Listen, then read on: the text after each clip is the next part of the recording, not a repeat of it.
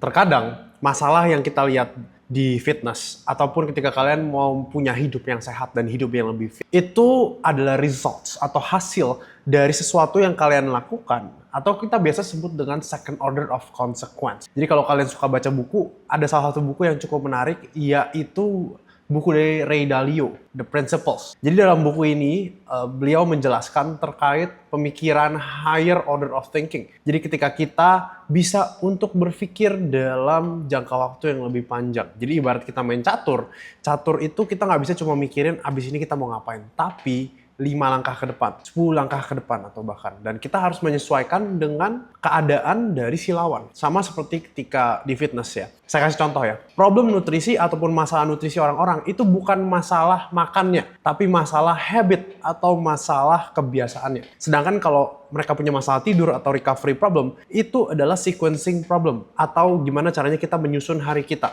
Lalu kemudian kalau misalkan training problem atau masalah latihan, itu mostly adalah structure problem. Gimana kita menstruktur latihannya. Jadi kalau kalian tahu masalah ini dan kalian tahu tanda kutip akar masalahnya, ya meskipun ada lagi ditarik ke belakang, itu kalian akan lebih ngerti, oke, apa yang saya bisa lakukan. Capek nggak sih kalian udah coba sana sini tapi nggak ada perubahan sama sekali? Jawabannya ya karena kalian nggak tahu dia itu utamanya permasalahannya di mana. Dan nutrition, sleep training itu adalah results-nya. Kita masuk ke nutrition atau habit problem kita sebut ya. Capek nggak sih kalian gonta-ganti diet? Kalian udah coba keto, kalian coba intermittent fasting, kalian coba vegan, atau kalian coba yang lain, tapi nggak ada hasilnya. Sebenarnya kita makan sehari 2-3 kali kan. Dan itu kalau misalkan kita ngomongin makanan normal. Kita makan setiap hari. Jadi keputusan yang kita ambil untuk memilih makanan itu sangat penting. Dan diet-diet ini semua bisa bekerja. Mau metode apapun dalam hal menurunkan berat badan, let's say. Kenapa? Jawabannya adalah karena dia melimit atau membatasi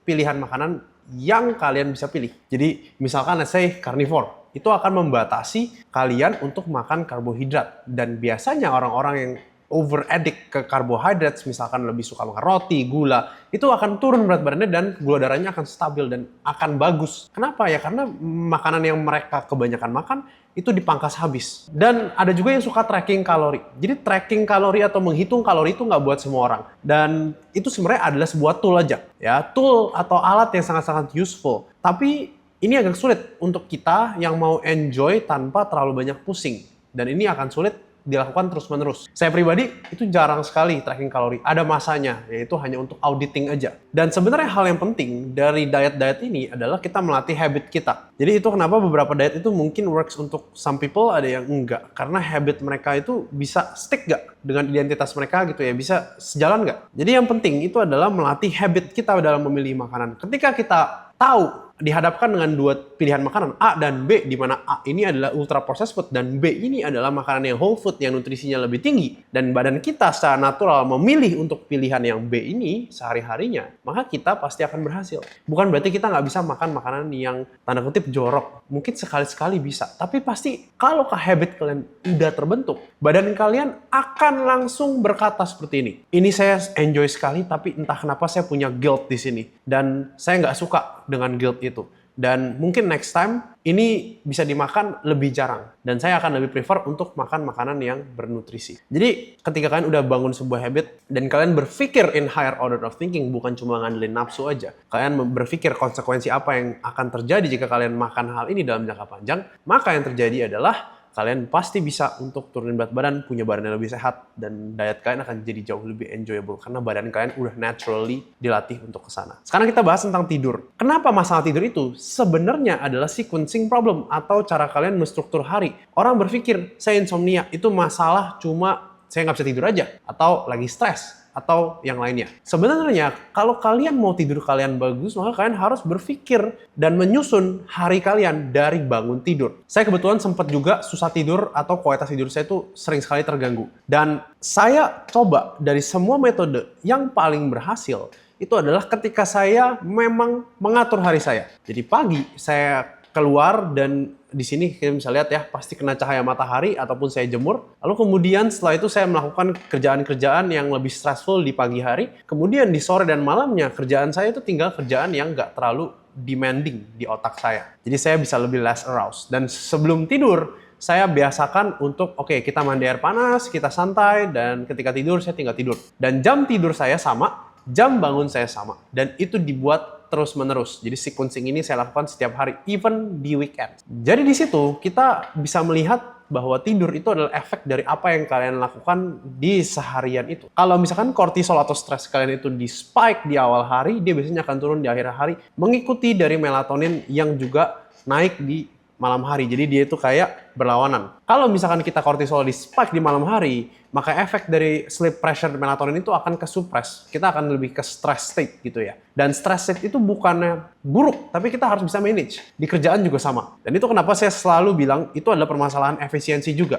Kalau kalian kerjanya efisien, maka di awal hari kan harusnya udah selesai semua. Tapi kalau misalkan kalian masih ke bawah-bawah sampai malam, yes, that will be a problem. Dan menurut saya pribadi, ada orang yang bilang saya kerja lebih enak malam. Ya, it's okay. Kalian mau coba seperti itu, terserah. Tapi kalau misalkan itu udah menjadi sebuah problem untuk tidur kalian, maybe it's time to consider kalian rapihin hari kalian seharian. Yang ketiga, kita bahas tentang structure problem, yaitu dari training. Dalam latihan, bagaimana caranya kita menstruktur latihan kita itu penting. Urutan exercise selection ataupun latihan yang ditaruh di awal dan di akhir itu akan membedakan hasil. Kita juga bisa untuk memprioritaskan apa yang kita mau prioritaskan. Jadi struktur itu memberikan kejelasan ke latihan kalian. Emang kalian enak kalau misalkan latihan harus mikir dulu, oke ini kayaknya saya hari ini latihannya alat chest press ini, alat ini, alat ini, alat ini. Pasti capek. Dan itulah fungsi dari struktur untuk mengeliminasi pusingnya otak kita. Let's say ketika kita ingin gedein badan untuk massing gitu ya, kita mau untuk gedein satu badan, maka kita akan memprioritaskan compound training. Compound training itu akan melatih semua otot kalian. Dan sebenarnya dengan compound training aja itu udah cukup.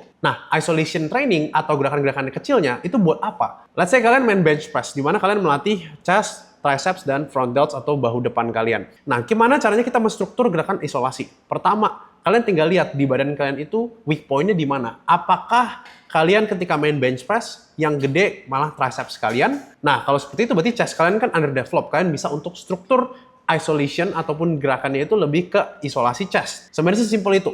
Dan kalau misalkan kalian taruh latihan kalian di awal, let's say bench press di awal, maka itu energi kalian masih full. Dan kalian bisa memprioritaskan progressive overload di bench press. Jadi sesimpel itu. Selain dari exercise selection, struktur itu ngomongin soal oke, dari minggu ke minggu kalian gimana cara progresnya, dan dalam seminggu itu kalian gimana pembagiannya. Struktur yang salah terkadang juga membicarakan saya latihannya sekeras apa dari hari ini dan sekeras apa di hari yang lain. Karena bisa jadi dalam satu minggu, kerasnya latihan kita itu naik turun, dan itu disengaja. Kalau misalkan kalian latihan seminggu 4 kali, semuanya kalian geber, dan ototnya sama semua, gerakannya juga bebannya berat, maka struktur kalian kurang tepat. Intinya, struktur latihan yang bagus itu bisa memungkinkan kalian untuk menstimulasi otot tanpa memberikan kelelahan yang berlebihan. Atau jika ada kelelahannya, kalian bisa recover. Tanpa struktur yang jelas, maka latihan kalian dalam satu minggu akan berantakan dan kalian nggak akan enjoy latihan. Jadi secara kesimpulan, masalah tidur, masalah latihan, dan masalah nutrisi itu adalah results atau hasil. Bukan sebuah masalah yang benar-benar intinya gitu. Kalau kalian punya masalah tidur, maka itu masalah sequencing. Kalau kalian punya masalah nutrisi, maka itu masalah habit. Dan kalau kalian punya masalah latihan, maka itu masalah struktur. Jadi di sini saya cuma pengen jelasin ke kalian aja. Oke, ini loh alasannya kenapa kalian mempunyai masalah hal seperti itu gitu. Dan saya harap mungkin ke depannya kalian bisa melihat sesuatu dengan kacamata yang lebih kritis. Jadi kalian bisa step back dulu untuk lihat, oke ternyata ini masalahnya ada di mana. Dan kalau kalian benerin 3 masalah tersebut, maka nutrisi, latihan, dan tidur kalian pasti akan lebih baik. Saya Doni Senjaya, sampai jumpa di video yang selanjutnya.